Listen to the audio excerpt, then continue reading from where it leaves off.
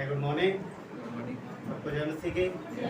आज संडे सभा में आप सबका स्वागत है। आइए हम लोग प्रार्थना में जाएंगे और अपने हृदय की तैयारी करेंगे आगे बढ़ने से पहले। आइए हम लोग प्रार्थना करें। प्यारे परमेश्वर, धन्यवाद देते हैं आपके दया कृपा के लिए परमेश्वर, आपकी महिमा।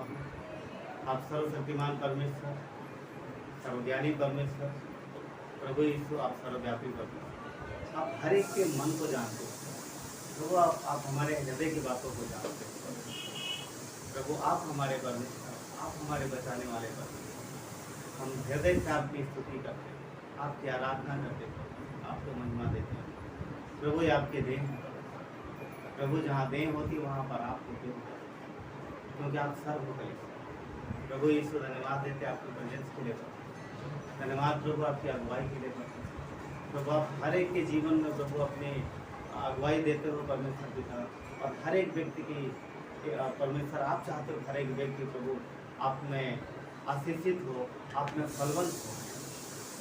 हमें प्रार्थना करते प्रभु आज के दिन में प्रभु यीशु आपकी प्रेजेंस मांगते हैं प्रभु, आपकी अगुवाई मांगते हैं परमेश्वर प्रभु यीशु। हम अपने हृदय को तैयार करें प्रभु यीशु, ताकि हम हृदय से आपको आराधना प्रभु। अपने कहा है कि अपना बोझ मुझे दो प्रभु। हम अपने मन की चिंता, बहुत सारी बातों को परमेश्वर सबको आपको देते हैं क्योंकि आप संभाल सकते हो सारी चीज़ें। मनुष्य अपने जीवन को नहीं जानता तो उसका जीवन आगे चल के कैसा होगा तो आप जानते हो, आप जानते हो प्रभु। भूतकाल, भविष्यकाल, वर्तमान सारी चीज़ें प्रभु आपके सामने खुली। धन्यवाद परमेश्वर, आपकी महिमा। आप जीवित परमेश्वर, आप मुर्दों में से तीसरे दिन जी उठे। आपने कहा जो मुझ पर विश्वास करेगा वो कभी नहीं। धन्यवाद परमेश्वर, आपने हमें अनंत जीवन दिया है। हम आपके बुलाए हुए लोग, हम स्वयं से अपने जीवन को संभाल नहीं सकते, हम आप पे निर्भर हैं। आज के सभा को आपके हाथों में सौंपते हैं। हर एक चीज़ में परमेश्वर आप अपने अगुवाई देते हैं। आप संभालना आपके हाथों में लेते हैं, आपके लोगों के बारे में बातें कर देते सारी चीज़ों की, और आपकी अगुवाई। धन्यवाद है हमारी आराधना आपको खाए तो जो भी संदेश हो पुलपिट से तो वही सुविधा प्राप्त करना आपने।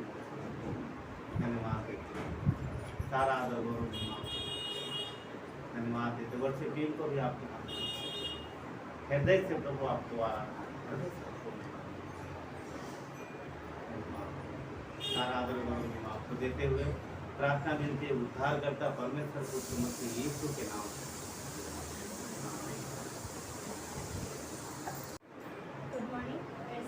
आज की सभा में आप सभी का स्वागत है। आइए हम परमेश्वर की आराधना को करेंगे और उसके कुछ गीतों को गाएंगे।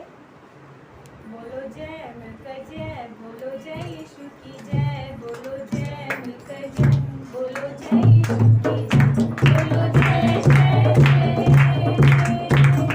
बोलो जय मिलकर जय, बोलो जय यीशु की जय, बोलो जय मिलकर जय, बोलो जय यीशु की जय, बोलो जय जय जय।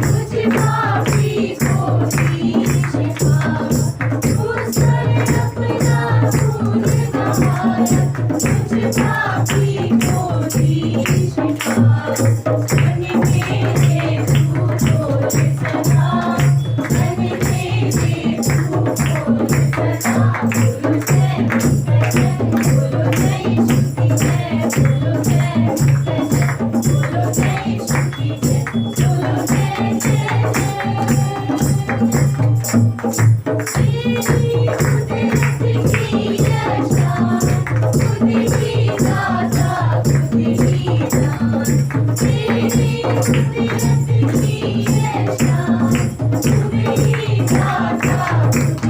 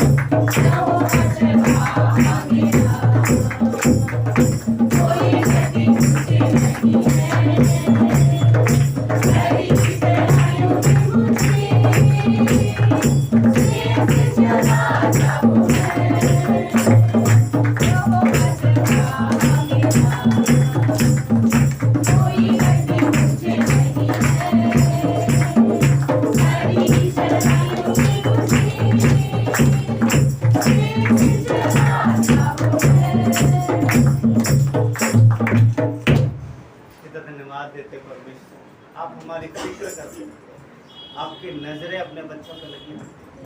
प्रभु आप हमारे चरवाहा अपनी भेड़ों की देखभाल करता है और उनके लिए अच्छी वस्तुएं तैयार करता है, अच्छी जहाँ पर अच्छी चराई वहाँ लेके जाता है, शीतल जल के पास ले।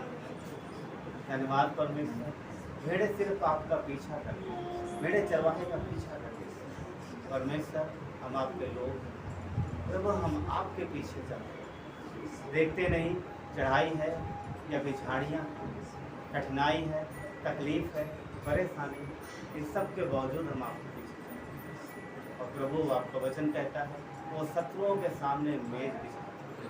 शैतान बेशक प्रभु तकलीफें लाता है पर आप उसके सामने ही अपने बच्चों को आनंदित करते हैं।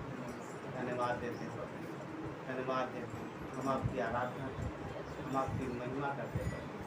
आप आराधना में कोई और नहीं, हम दिल से आपकी आराधना करते हैं। धन्यवाद करते हैं, हम आपकी स्तुति करते हैं, आपके नाम को ऊंचा उठाते हैं। धन्यवाद। सारी सृष्टि के मालिक तुम ही हो, सारी सृष्टि के रक्षक तुम ही हो।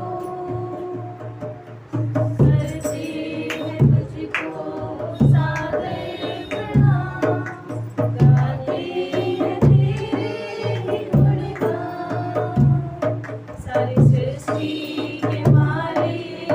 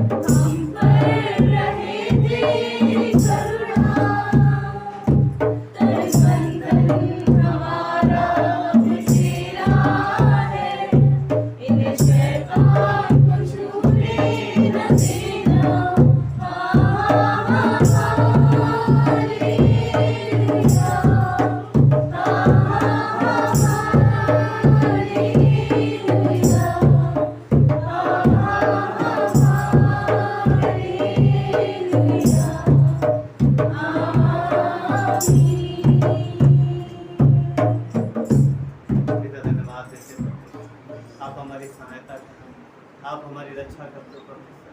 प्रभु तकलीफ में, परेशानियों में, कष्टों में प्रभु आप हमारे सहायक बन के आते हो। धन्यवाद परमेश्वर।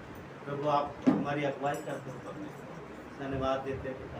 जब हम कष्ट में पुकारते हैं परमेश्वर तो आप सहायता के लिए आते हो। भजन संहिता 46 का 1 कहता है परमेश्वर, प्रभु यीशु कि परमेश्वर हमारा शरण स्थान और बल है और संकट में सहज मिलने वाला स्थान।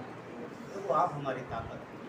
हम कमज़ोर हैं, हम निर्बल हैं प्रभु। हम कष्टों में घिरे हुए हो सकते हैं पर हम निराश नहीं होते क्योंकि आप हमारी आत्मा। धन्यवाद प्रभु यीशु। आपको महिमा देते प्रभु, आपको ऊंचा उठाते प्रभु क्योंकि आप आदर और महिमा के लिए। धन्यवाद देते करते हैं तेरी हम स्तुति, हृदय की गहराइयों से करते हैं तेरी हम स्तुति, हृदय की गहराइयों से।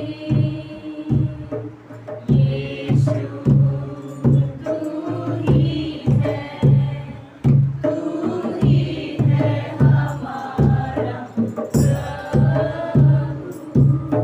यीशु तू ही है, तू ही है हमारा प्रभु। महिमा हो तेरी, हालेलुया। महिमा हो तेरी, महिमा हो तेरी, हालेलुया। महिमा हो तेरी। आत्मा और सच्चाइयों से तेरी आराधना करें हम। आत्मा और सच्चाइयों से तेरी आराधना करें हम। ऊंचा और ऊंचा, सबसे ऊंचा रहे तेरा नाम। ऊंचा और ऊंचा, सबसे ऊंचा रहे तेरा नाम। महिमा हो तेरी, हालेलुया। महिमा हो तेरी, महिमा हो तेरी, हालेलुया। महिमा हो तेरी। धन्यवाद परमेश्वर। आपको महिमा देते हैं क्योंकि आप महिमा के योग्य हैं। आपको आदर देते हैं परमेश्वर क्योंकि आप आदर के योग्य हैं। आपकी स्तुति करते हैं परमेश्वर क्योंकि आपकी स्तुति के योग्य हैं। धन्यवाद प्रभु यीशु। आप स्तुति और महिमा और आदर के योग्य हैं। और वध किया हुआ मेमना जो महिमा और आदर और स्तुति के योग्य है और कोई नहीं है। धन्यवाद देते हैं आपके नाम को ऊंचा उठाते हैं। आगे के समय को आपके हाथों में सौंपते हैं। धन्यवाद देते हैं। सारा आदर गौरव महिमा आपको देते हुए प्रार्थना विनती उद्धार करता प्रभु यीशु के नाम से। आमीन।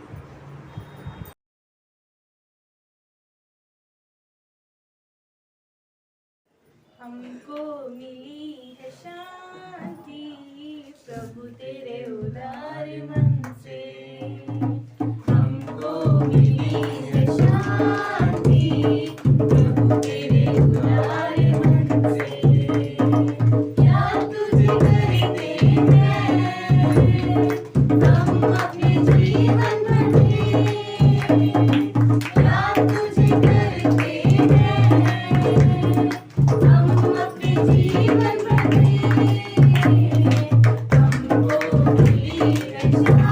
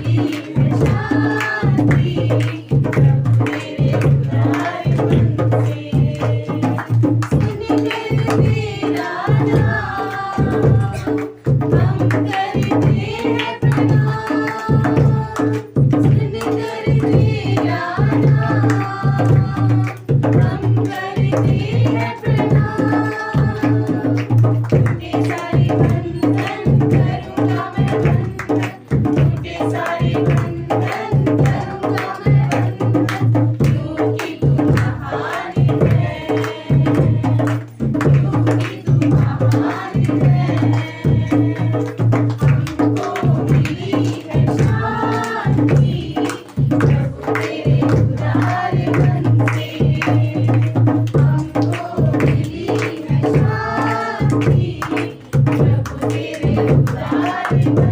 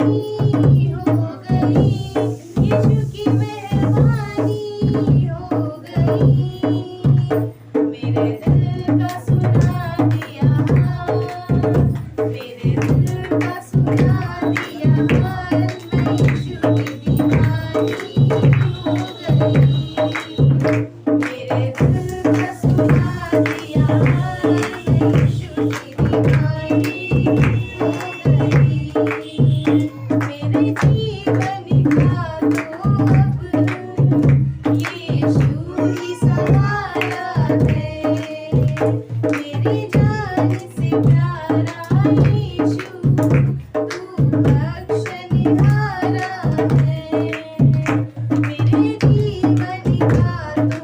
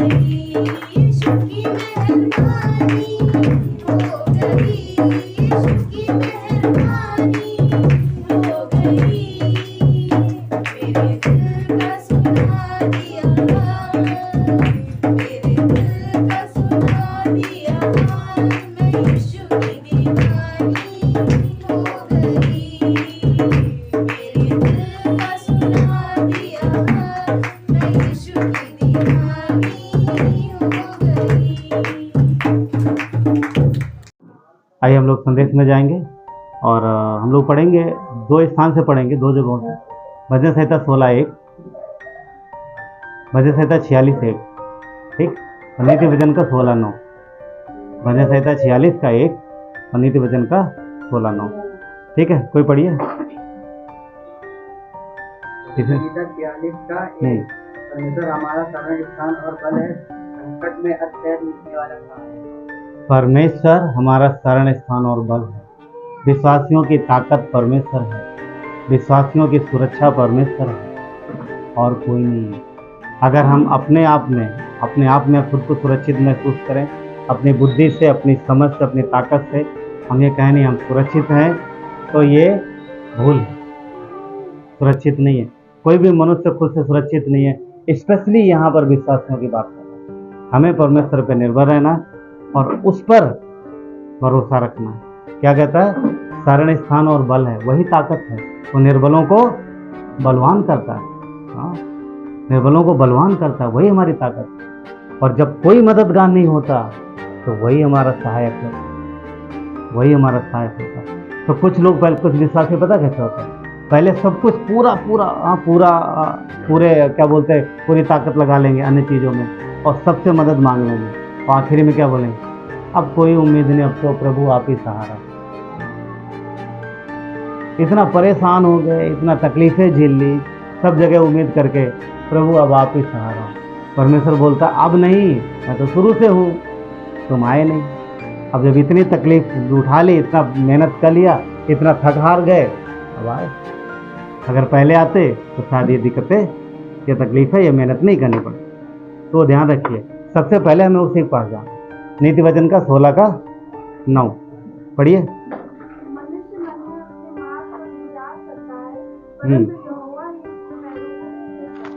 ठीक है, क्या कह रहा?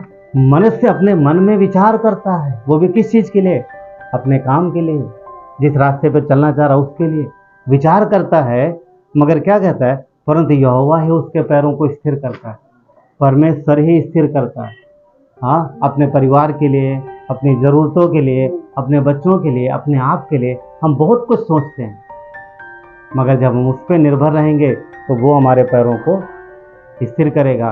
पर अगर अपने मन में सोचा किसी ने, मैं योग्य हूँ, मैं कर लूँगा, मेरे पास योग्यता है, तो फिर परमेश्वर का वचन कहता है कि जो समझे कि मैं स्थिर हूँ, तो फिर वो स्थिर नहीं है। ठीक है, चलिए प्रार्थना करता हूँ। प्यारे परमेश्वर, धन्यवाद देते हैं आपकी कृपा दया के लिए। प्रभु आपकी महिमा हो। पिता, इस समय को आपके हाथों में सौंपते हैं, इस संदेश को आपके हाथों में सौंपते हैं। प्रभु आपकी ओर सौंपते हमारे लिए, हम सब आपकी ओर देख रहे हैं, ये आपकी देन है प्रभु यीशु। आज के संदेश से परमेश्वर हम सब सीखें और प्रभु आप अपना हृदय परमेश्वर हम पे उंडेलो प्रभु। आपके हृदय का प्रेम परमेश्वर जो हमारे लिए, हम उससे भरे जाएं प्रभु यीशु। आप हमारा सुरक्षा स्थान हो परमेश्वर, आप हमारा शरण स्थान हो, आप हमारी ताकत हो प्रभु। हम निर्बल हैं प्रभु, हम कमज़ोर हैं प्रभु यीशु। हमारी बुद्धि थोड़ी है प्रभु, हमारी पहुँच थोड़ी है प्रभु, हमारी प्रभु जो सामर्थ्य हो बहुत कम है, पर आप सामर्थी हो, आप बुद्धिमान हो प्रभु यीशु, आप संभालने वाले हो प्रभु। इस मंडली को आपके हाथों में सौंपते, अपने आप को आपके हाथों में सौंपते, धन्यवाद देते हैं प्रभु। सारा आदर गौरव महिमा आपको देते हैं, आपकी कवरिंग मांगते हैं प्रभु, आपकी सुरक्षा मांगते हैं, आपकी देह में प्रभु धन्यवाद देते हैं। सारा आदर गौरव महिमा आपको देते हैं। प्रार्थना उद्धार करता मसीह यीशु के नाम से, आमीन। आपका बैठ सकते हैं।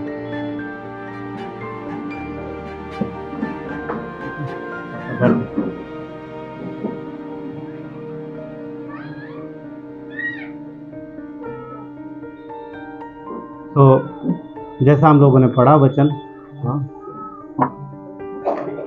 भजन संहिता 46 में क्या कहता है? भजन संहिता 46 का 1, परमेश्वर हमारा शरण स्थान और बल है। परमेश्वर हमारा शरण स्थान और बल है। देखिए, दुनिया में बहुत सारी चीज़ें हैं, बहुत सारे लोग हैं, बहुत प्रकार के चीज़ें हैं जिन पर मनुष्य भरोसा करते हैं, जिन पर लोग भरोसा करते हैं। किसी को धन का भरोसा है, किसी को लोगों का भरोसा है। वचन क्या कहता है? किसी को किसी को घोड़ों का और किसी को रथों का भरोसा है। परंतु हम अपने परमेश्वर पे भरोसा करते हैं। विश्वासी होने के नाते देखिए संसार में बहुत कुछ है, आप हर जगह से निराश हो सकते हैं, हाँ हर जगह से आप परेशान हो सकते हैं। आप उम्मीद लगाना कुछ गलत नहीं है, संसार में लोग एक दूसरे पे उम्मीद लगाते हैं। हाँ कई बार विश्वासी होने के नाते हम भी उम्मीद लगाते हैं ये भैया हमारी मदद करेंगे, हाँ ये हमारी सहायता करेंगे, परंतु वचन कहता है कि मनुष्य सदैव धोखा देता है। श्रापित है वो जो मनुष्य पर भरोसा रखे। किसकी बात कर रहा है? विश्वासियों की। यहाँ उनकी बात हो रही है जो यीशु पे विश्वास करते हैं। यदि आप विश्वासी हो करके अपने आप पे भरोसा करते हैं, अपनी बुद्धि पे भरोसा करते हैं या किसी और पे भरोसा करते हैं, तो फिर आपका भरोसा गिरेगा, डिगेगा। क्यों? क्योंकि आपकी स्वयं की क्षमता थोड़ी है, बहुत कम है, और दूसरे आपके साथ जो है समय पर खड़े नहीं होंगे, मदद नहीं कर पाएंगे। मगर परमेश्वर है, वही कहता है, वही हमारे मार्ग के लिए हमारे जमीन को समतल करता है, वही हमारे पैरों को स्थिर करता है। वचन क्या पढ़ा हम लोगों ने नीति वचन में कि वो हमारे पैरों को स्थिर करता है, वो हमें मजबूत करता है जब हम अपना भरोसा उस पर रखते हैं। चाहे फैमिली टेंशन हो, चाहे परिवार, चाहे बच्चों, कुछ भी हो, मनुष्य के जीवन का कोई ऐसी समस्या नहीं है जिसका हल परमेश्वर के वचन में ना हो और जिसकी समस्या का हल परमेश्वर के पास ना हो। मनुष्य से नहीं परंतु परमेश्वर से हो सकता है। आप दुनिया से निराश हो सकते हैं परंतु मसीह से निराश कभी नहीं होंगे, वो हमारा परमेश्वर है। परंतु विश्वासी होने के नाते अपने आप पर घमंड मत करो, अपनी ताकत पर भरोसा मत करो, अपनी बुद्धि पर भरोसा मत करो। अगर हम ऐसा करते हैं तो फिर वो सही नहीं है, और कई बार ऐसा करने पे परमेश्वर को अच्छा नहीं लगता। मगर कई बार कई चीजें देखोगे आप, परमेश्वर के वचन में कुछ ऐसे लोग हुए हैं जिन्होंने बहुत कुछ किया है, बहुत कुछ बनाया है, बहुत कुछ, और उन्होंने अपनी चीज पर घमंड किया। कितने लोग जानते हैं, पता नहीं, पहले 7 अजूबे होते थे, 7 अजूबे आज भी हैं, मगर पहले के टाइम में जब पढ़ाया जाता था 7 अजूबों में, उनमें से एक था बेबीलोन के झूलते हुए बगीचे। कितने लोगों ने पढ़ा किसी ने? नहीं पढ़ा ना? मैंने अकेले ही पढ़ा क्या? अच्छा, तो जिन्हें अगर कई सारे लोग भूल जाते हैं तो 7 वंडर्स में थे, एक था बेबीलोन के झूलते हुए बगीचे। तो बगीचे हवा में झूलते थे और बेबीलोन के थे। बताओ बगीचे किसने बनाए थे? राजा नबूकदनेस्सर ने, जो दानियल की किताब में आपको मिलेगा। उसने बनाए थे। उसने इजराइल को बंधुआई में लेके गया था वो, और उसने बहुत सामर्थी राजा था, बहुत कुछ किया था उसने। एक दिन वो अपनी छत पे खड़ा था, एक दिन वो राजा अपनी छत पे खड़ा था और देख रहा था अपने शहर को, देख रहा था उन बगीचों को जो उसने बनाए थे, और देख रहा था सारी चीजों को, और फूल गया मन में, घमंड आ गया उसको, फूल गया। बोलते ये क्या बड़ा बेबीलोन है, ये क्या बड़ा शहर है, ये मैंने बनाया। हाँ? और वचन कहता है, चलते हम लोग दानियल का 4 में कुछ समय के लिए, फटाफट दानियल 4।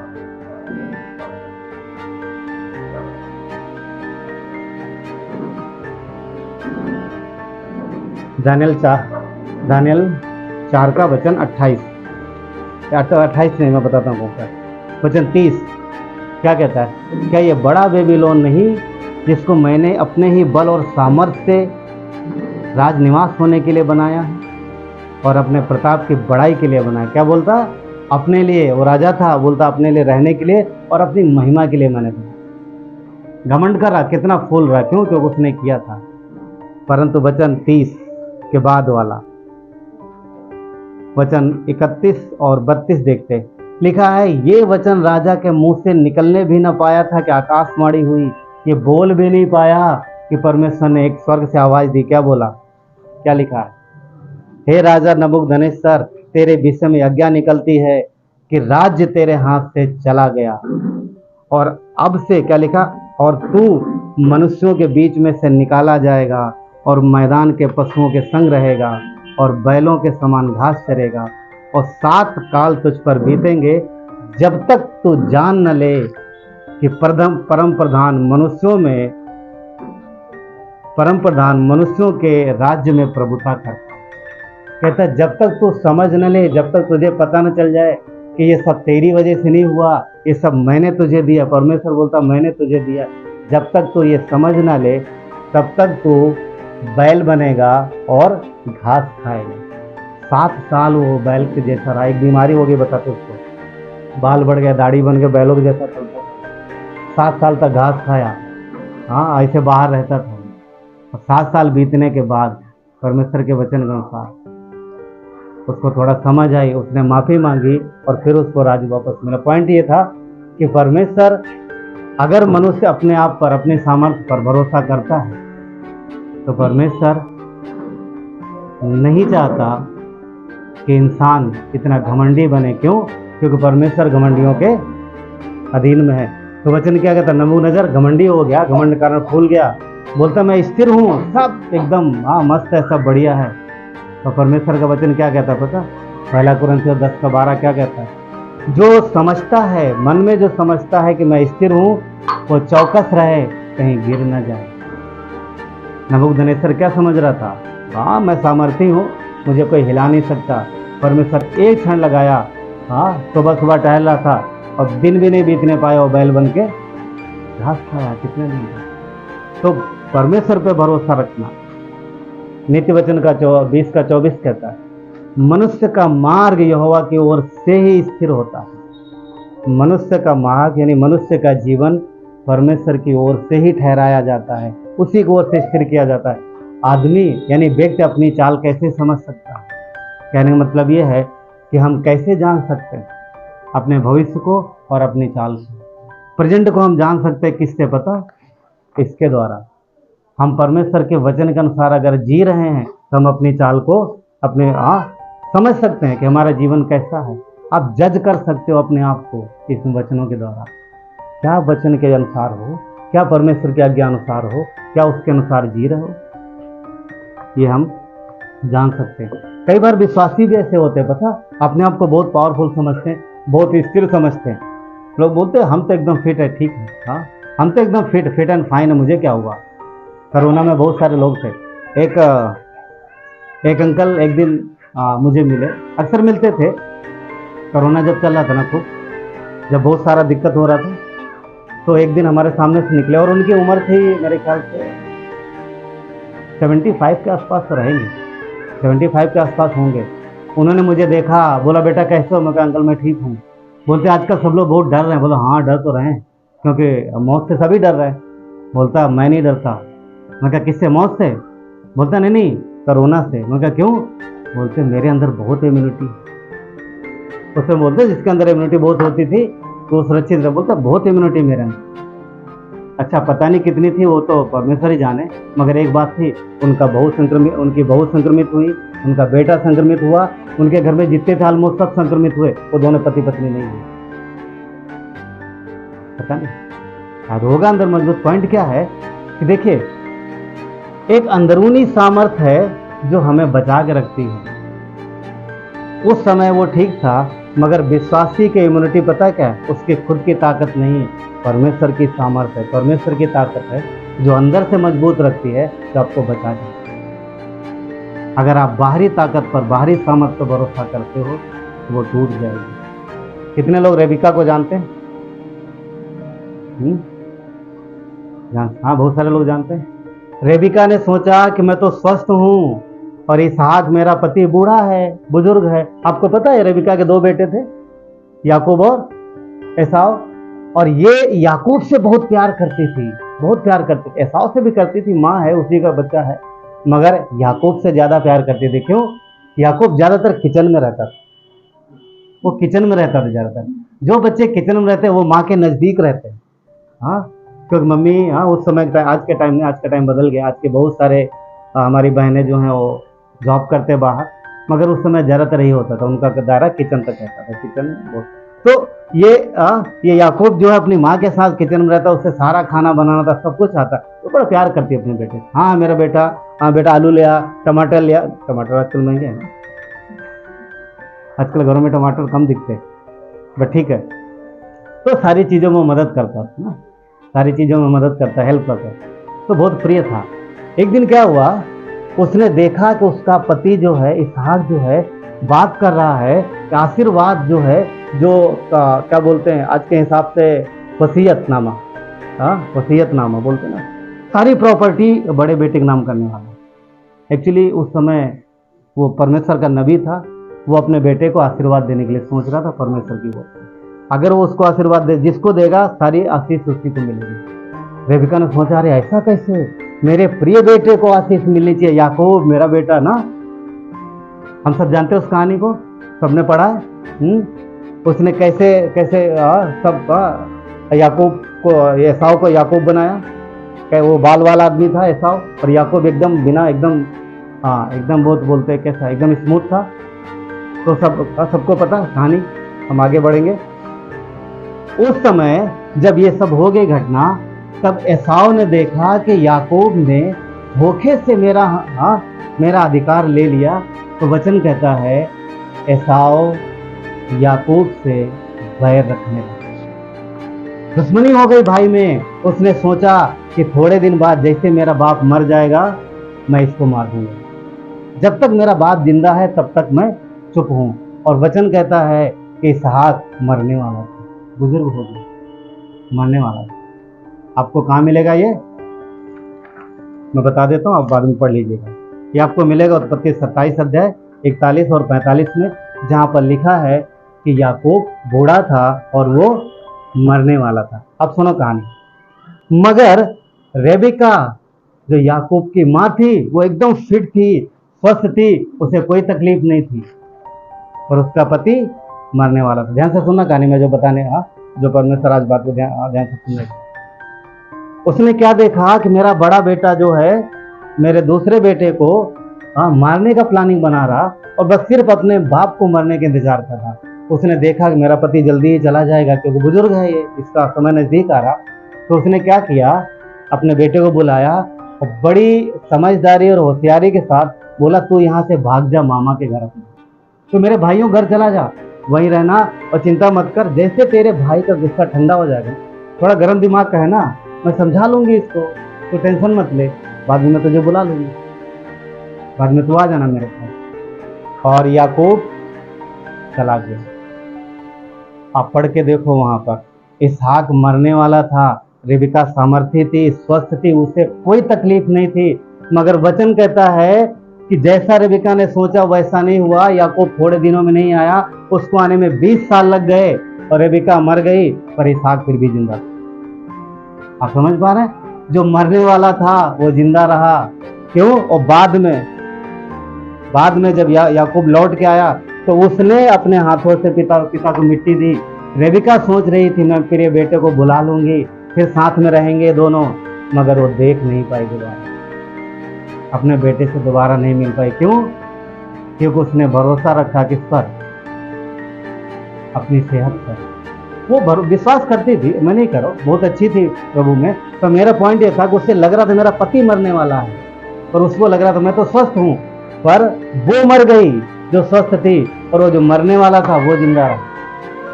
पॉइंट क्या बोलने का, कि जो समझे कि मैं स्थिर हूं, वो ये ना समझे कि वो स्थिर है। मतलब ये है कि हम विश्वासी होने के नाते अगर हम समझे हम मजबूत हैं, हम सामर्थी हैं, तो अपने आप को मजबूत मत समझो, अपनी समझ पे सहारा मत लो, अपनी ताकत पर, अपने धन पर, अपने लोगों पे नहीं, परंतु परमेश्वर पे भरोसा रखो। इवन अपनी सेहत पे भी नहीं। क्यों? क्योंकि हमें नहीं पता अगले पल क्या होने वाला है। रेबिका, अरे मैं तो ठीक हूं, मैं तो फिट हूं, ये मर जाएगा थोड़े दिन में। परमेश्वर बोलता बताता हूं तुझे, वो जिंदा रहा, पर रेबिका चली गई। हम नहीं जानते कब क्या चीजें होंगी, मगर हम परमेश्वर पे भरोसा रखते हैं। अपने अच्छे स्वास्थ्य पे भरोसा मत करो, अपनी ताकत पे भरोसा मत करो, परमेश्वर पे भरोसा करो। क्यों? क्योंकि हम नहीं जानते अगले पल क्या होने वाला। कोई कमजोर है, उसकी कमजोरी का फायदा मत उठाओ, या फिर उसे नीचा मत समझो। आपस में प्रेम करो, भाइयों से प्रेम करो, एक दूसरे से प्रेम करो, एक दूसरे से प्रेम करो। उसने समझा कि वो जीवित रहेगी, मगर वचन कहता है वो चली गई। इसीलिए 1 कुरिन्थियों 10:12 क्या कहता है, जो समझता है कि मैं स्थिर हूं वो चौकस रहे कि कहीं गिर ना जाए। तो चौकस है, सावधान रहने की जरूरत है, खुद पे नहीं परंतु परमेश्वर पे भरोसा रखना। नीति वचन का 103 का 15 और 16 वचन क्या कहता है? यस, भजन संहिता 103 का 15 और 16 क्या कहता है? मनुष्य की आयु घास के समान होती है।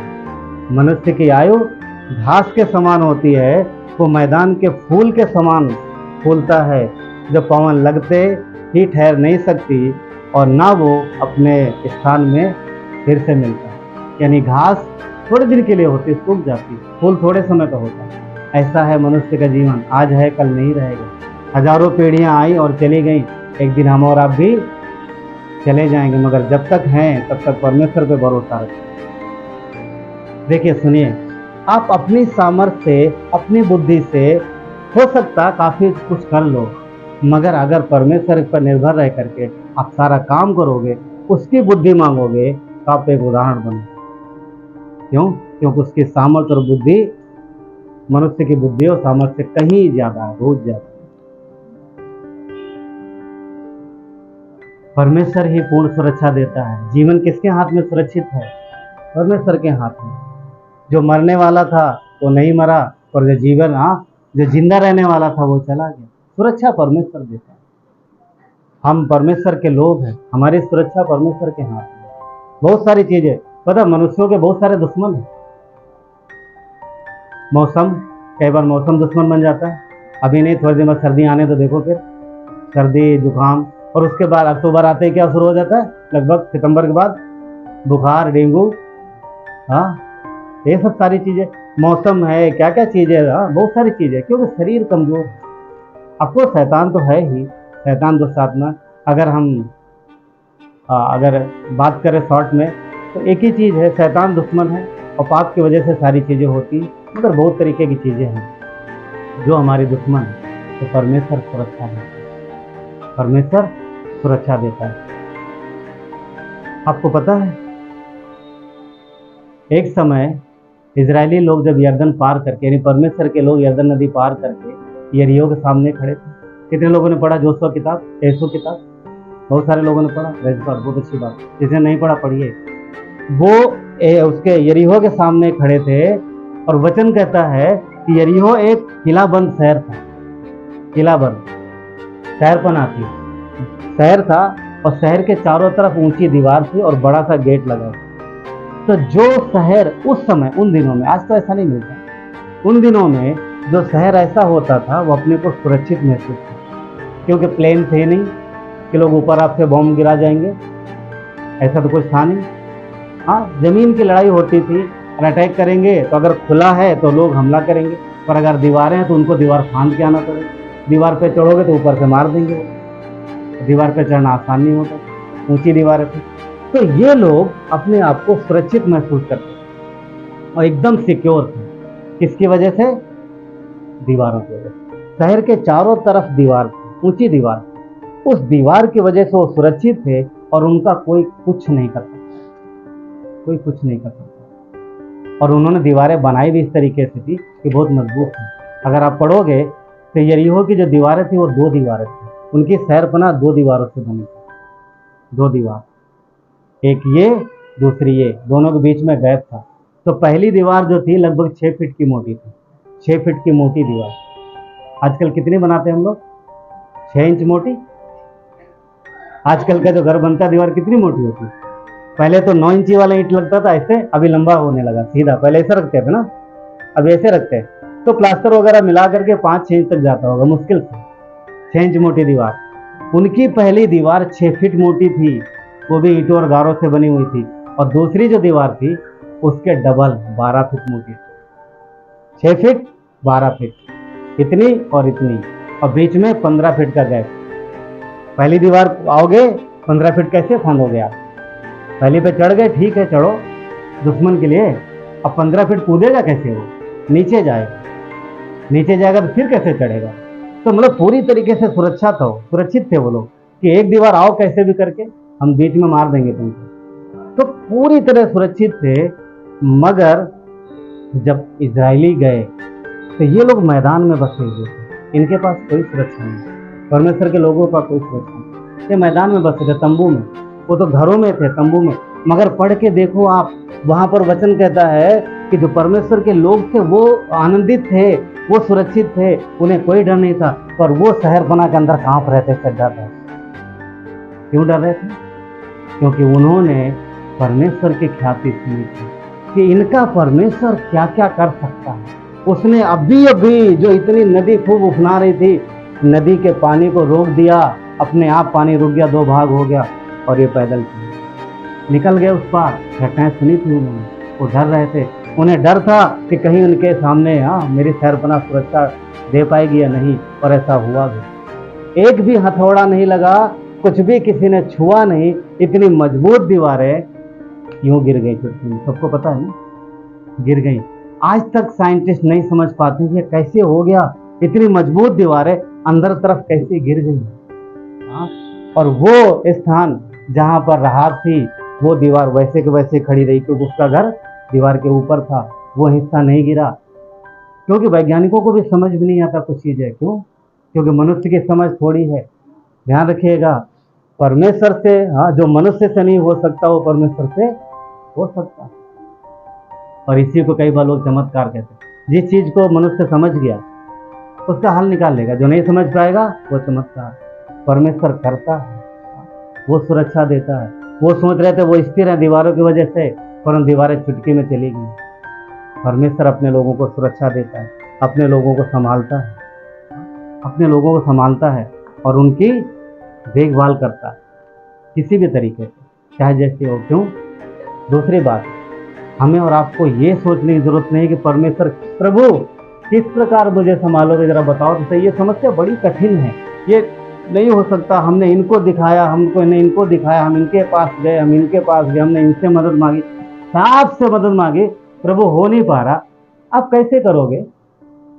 वो बोलता तू मुझ पर भरोसा रख, मुझे पता कैसे करना। कई बार विश्वासी लोग उसको बताने लग जाते हैं, प्रभु ये वाला काम ऐसे ऐसे करना। वो हमारा काम नहीं है, हमें भरोसा रखना, विश्वास करना, वो संभाल लेता है। शैतान चाहे जितनी बड़ी योजना बनाए, चाहे बीमारी की, चाहे जितनी बड़ी बीमारी, चाहे जैसे नुकसान पहुंचाना चाहे, भरोसा रखिए हमारा परमेश्वर सामर्थी है। वो हमारा शरण स्थान और सुरक्षा गढ़ है, वही हमारा बल है, वही हमारी ताकत है। अगर वो हमारी ताकत है तो फिर हम बलवंत हैं। अगर हम अपनी ताकत इस्तेमाल करेंगे तो फिर हम कमजोर। क्यों? क्योंकि हमारी ताकत थोड़ी। निर्गमन का 15:6 कहता है, हे यहोवा तेरा दाहिना हाथ महाप्रतापी हुआ, और हे यहोवा तेरा हाथ शत्रु को चकनाचूर कर देता। तो परमेश्वर का हाथ जो है वो दुश्मनों को निश्चय नाबूद करता है, खत्म करता है। मनुष्य का दुश्मन कौन है?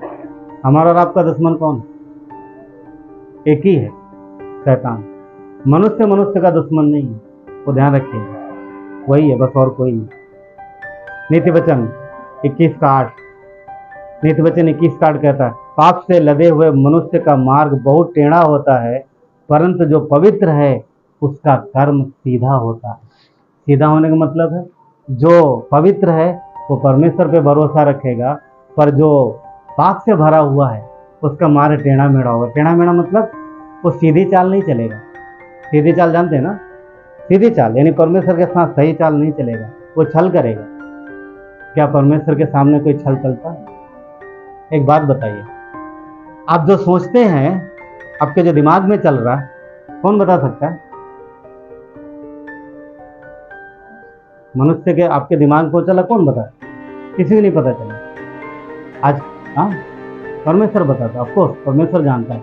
आजकल तो कुछ तो है जो मतलब एक लड़की है, कोई तो क्या नाम है, कुछ तो है ना, वो माइंड रीडर है, वो ऐसा, मैंने उसके कई सारे वीडियो देखे, एक दो, तो सामने ऐसा खड़ी रहेगी, वो आपके दिमाग में चल रहा बता देगी। है कुछ ट्रिक, परंतु ध्यान रखना, एक दो चीजें, छोटी छोटी चीजें, छोटी परमेश्वर हमारे हृदय में आज क्या चल रहा है, हम 1 साल बाद क्या सोचेंगे, 5 साल बाद क्या सोचेंगे, 10 साल बाद क्या सोचेंगे, जीवन के आखिरी समय तक हम क्या सोचेंगे, तो सब जानते, उसे सब पता।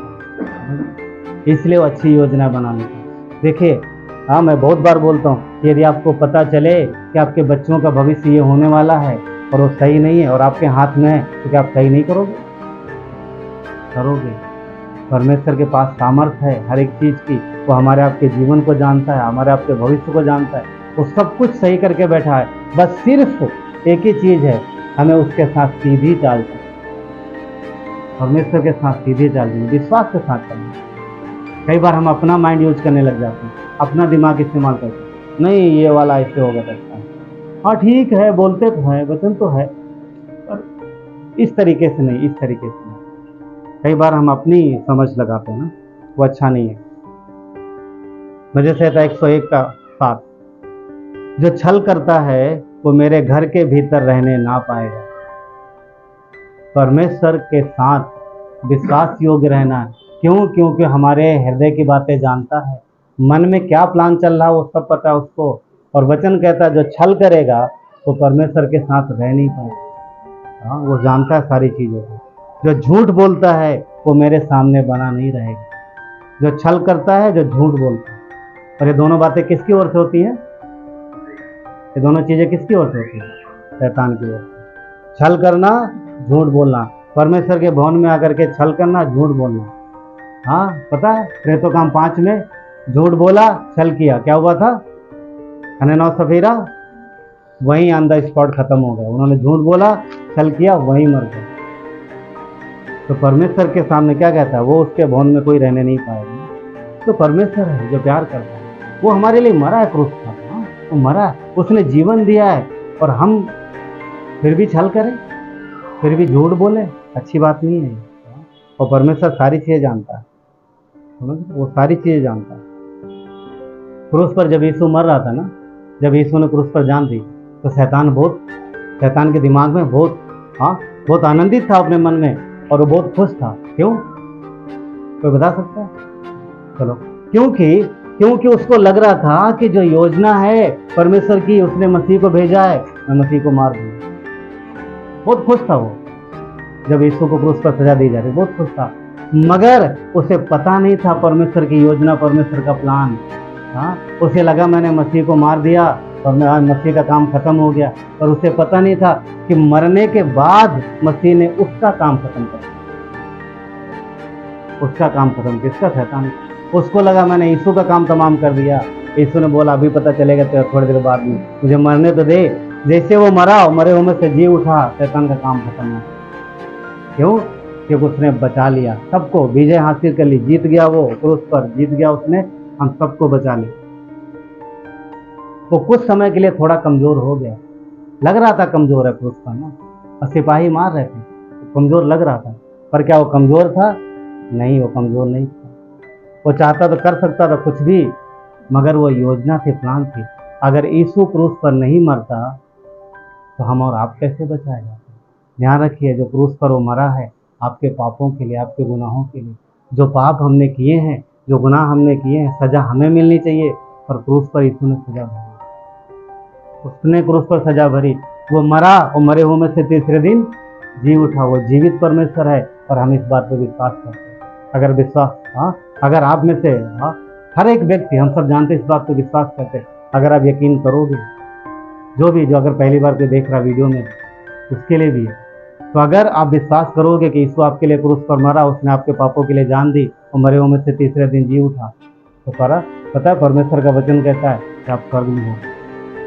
वो इस बात की गारंटी करता है, जब भी आप धरती छोड़ोगे आपको स्वर्ग मिलेगा। क्यों? वो अनंत जीवन देता है, आपके साथ रहेगा, संभालेगा, मदद करेगा। वो आपका पिता है, परमेश्वर, वो परमेश्वर। ठीक है। वजह संहिता नीति वचन 11:31 कहता है, देख धर्मी पृथ्वी पर फलेगा तो निश्चय है कि दुष्ट और पापी को भी उसका फल मिलेगा। देख, कोई पढ़िए नीति वचन का ये 11:31, कोई है वहां पर?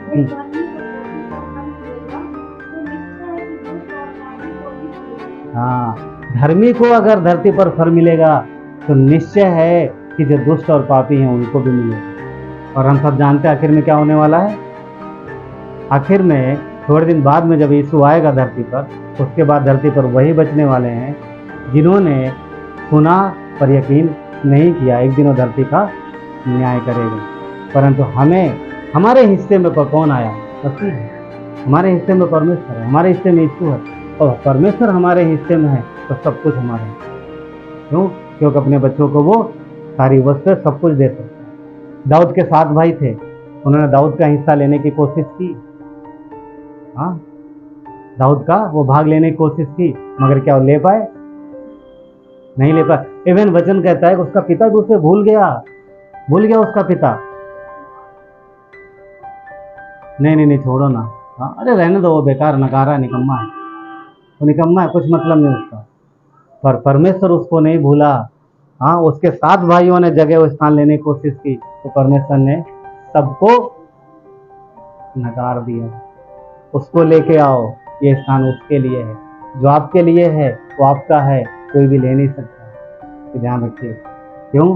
क्योंकि परमेश्वर को कोई धोखा नहीं दे सकता, परमेश्वर को कोई धोखा नहीं दे सकता। उसके भाइयों को लग रहा था वो तो ताकतवर हैं, वो तो मजबूत हैं, राजा वही बनेंगे, तो अपने आप को मजबूत समझ रहे थे, मगर वो भूल गए थे कि जो मजबूत है परमेश्वर की नज़र में शायद वो कमजोर है। वो बाहरी नहीं, वो अंदर का देखता है। सभी कुरिन्थियों का 10-12 क्या कहता है? जो समझता है कि मैं स्थिर हूँ वो चौकस रहे कहीं गिर ना जाए। तो हमें परमेश्वर पे भरोसा रखें। जो परमेश्वर पे भरोसा रखेगा, जो मसीह पे भरोसा रखेगा, उसके इच्छानुसार जाएगा, वो कभी नहीं गिरेगा। रेबिका समझ रही थी कि वो स्वस्थ है, पर वो चली गई, वो मर गई। और जो मरने वाला था वो नहीं मरा। पता है, एक भाई थे, मैंने शायद बताया होगा, उनको बीमारी थी और डॉक्टर बोल रहे थे कि डॉक्टरों की निगरानी में वो सिर्फ 6 महीने जिंदा रहेंगे, सिर्फ 6 मंथ, 6 महीने जिंदा रहेंगे, वो भी डॉक्टरों की निगरानी में। पर परमेश्वर ने उनके अंदर बुलाहट दी थी अफ्रीका की। बुजुर्ग थे, 50 के ऊपर थे, 55 का, जो भी है, नहीं लगभग इतनी अच्छी बुजुर्ग थे। चले गए अफ्रीका परमेश्वर के कार्य के लिए। 34 साल और जिंदा रहे बिना दवाई के। डॉक्टरों की निगरानी में 6 महीना जिंदा रहेंगे, परमेश्वर की निगरानी में 34 साल जिंदा रहेंगे बिना दवाई के। आप समझ पा रहे बात? अगर उसकी इच्छा अनुसार जाते हैं तो उनको लग रहा था ये मर जाएगा, कितने दिन यहाँ रहेगा, 6 महीना जिंदा रहेगा। परमेश्वर उनको दिखा रहा था, देखो मैं कौन हूँ। हाँ, जिसे तुम समझते हो कि यहाँ 6 महीना ये ठीक रहेगा, उससे मैं अपनी सामर्थ्य से कितने साल चला। वो परमेश्वर है, वो परमेश्वर है। इसीलिए हमें परमेश्वर के सामने नम्र रहना है और उस पर निर्भर रहना है। यिर्मयाह 17:7 कहता है, धन्य है वो पुरुष जो यहोवा पर भरोसा करता है, धन्य वो पुरुष जो यहोवा पर भरोसा रखता है, जिसने परमेश्वर को अपना आधार माना। जब हम उस पर भरोसा करते हैं तो वो हमें संभालता है। यिर्मयाह का 17:8 क्या कहता है? वो उस वृक्ष के समान होगा जो नदी के किनारे लगा है, वो नदी के किनारे लगा है, उस वृक्ष के समान होगा। उसकी जड़ जल के पास फैलती हो, और जब धूप होगी तब उसको धूप ना लगेगी। उसके पत्ते हरे रहेंगे और सूखे वर्ष में भी उसके विषय में कुछ भी चिंता ना होगी, क्योंकि वो तब भी फलता रहेगा। तो परमेश्वर के लोग ऐसे होंगे, हम और आप ऐसे होंगे, यदि परमेश्वर पर भरोसा रखेंगे अपनी बुद्धि और अपने सामर्थ्य में, और ईमानदार रहेंगे। तो बोलता है कि जब लोग कहेंगे जब समय भी नहीं है, तब भी वो आशीषित होंगे और फलवंत रहेंगे। रोमियो का 12:12, आशा में आनंदित रहो, क्लेश में स्थिर रहो और प्रार्थना में लगे रहो। तकलीफ परेशानी है, परमेश्वर के निकट आओ, नजदीक आओ, लिपटे रहो उससे, क्योंकि वहीं से हाल आएगा और कहीं से नहीं आएगा। तभी नीति वचन हम लोगों ने शुरू में पढ़ा 16:9 क्या कहता है? मनुष्य अपने मन में मार्ग पर विचार करता है, परंतु यहोवा उसके पैरों को स्थिर करता है। तो हमारे और आपके जीवन को परमेश्वर स्थिर करता है। इसीलिए यदि हम उस पर निर्भर रहेंगे तो परमेश्वर। नबूकदनेस्सर क्या सोच रहा था? ये सब मैंने बनाया, कहाँ गया? अगले ही क्षण क्या खा रहा? पहले बढ़िया बढ़िया पकवान खा रहा था थाली भर के ना, अभी किधर है? घास में, मैदान में घास खा रहा। इधर बढ़िया पकवान खा रहा, अगले क्षण वो क्या खा रहा? घास। क्यों? तो उसने घमंड किया, देविका ने सोचा मैं तो स्वस्थ हूँ, मेरा पति मर जाएगा, पर परमेश्वर ने उल्टा किया। यरीहो सुरक्षित था, पर वो सुरक्षित नहीं था। सुरक्षित वो थे जो बाहर थे, वो परमेश्वर की सुरक्षा में सुरक्षित थे, हम उसकी सुरक्षा में सुरक्षित। इसलिए सावधान रहना है हमें, अपनी समझ और ताकत पर भरोसा नहीं करना, उस पर निर्भर रहना और परमेश्वर के साथ सीधी चाल चलना। वो सारी चीज़ें संभाल लेगा, सब कुछ हैंडल कर लेगा, कुछ भी नहीं, कोई तकलीफ, कोई परेशानी नहीं। अगर आप उसके साथ रहेंगे तो सब अपने तरीके से सही करें, अपने समय पर। चलिए प्रार्थना करें। परमेश्वर धन्यवाद देते आपके दया और कृपा के लिए, प्रभु आपकी महिमा हो। सर्वशक्तिमान परमेश्वर धन्यवाद देते हैं, इन सारी बातों को परमेश्वर आपके हाथों में सौंपते हैं, इस मंडली को आपके हाथों में सौंपते हैं। प्रभु यीशु आपके लोग हैं और हर एक के जीवन में कोई ना कोई समस्या है। कुछ ऐसी बातें हैं जो वो मनुष्यों के सामने प्रकट कर सकते हैं और कुछ ऐसी हैं जो बता नहीं सकते, तो परंतु आपसे कुछ भी छुपा नहीं। परमेश्वर यहाँ कई सारे लोग हैं जो आप पर आशा और उम्मीद लेके आए। आप हमारी आशा होकर, आप हमारे शरण स्थान और बल होकर, आप सहायक हो प्रभु। वचन कहता आप संकट में सहज मिलने वाले प्रभु, हर एक को आपके हाथों में सौंपते हैं प्रभु। ईश्वर जिस किसी को किसी भी प्रकार की समस्या है, अगर शारीरिक तकलीफ है, मसीह ईश्वर आपके नाम से मांगते दूर होने का। अगर रिश्तों में कोई समस्या है प्रभु ईश्वर, उनके रिश्ते बरकरार हो प्रभु, लोगों के साथ रिश्ता सही हो, आपके साथ उनका रिश्ता अच्छा हो प्रभु यीशु। किसी को फाइनेंस की दिक्कत है प्रभु, प्रार्थना करते उसमें मदद करो। काम की तकलीफ है प्रभु, उसमें सहायता करो। कोई भी तकलीफ है परमेश्वर प्रभु यीशु, धरती पर जो है प्रभु, आपके बच्चों को मदद करो, सहायता करो। और प्रभु आप पर निर्भर होना सीखें, आप पर भरोसा करें, स्वयं की ताकत और बुद्धि पे नहीं, आपके भरोसे करें, क्योंकि परमेश्वर आप अपने बच्चों से प्यार करते हैं। आपने उनके लिए जान दी थी प्रभु, आपने कीमत चुकाई है। धन्यवाद पिता, यहाँ जितने भी लोग हैं प्रभु, सब आपको प्रिय हैं परमेश्वर। पिता प्रार्थना करते हैं हर एक का जीवन सामर्थ्य बने, अद्भुत रीत से प्रभु इनके जीवन में आपके सामर्थ्य काम प्रकट हो और बड़ी गवाही हो। धन्यवाद देते हैं, आगे का समय आपके हाथों में सौंपते हैं। प्रार्थना विनती उद्धार करता परमेश्वर पुत्र मसीह यीशु के नाम।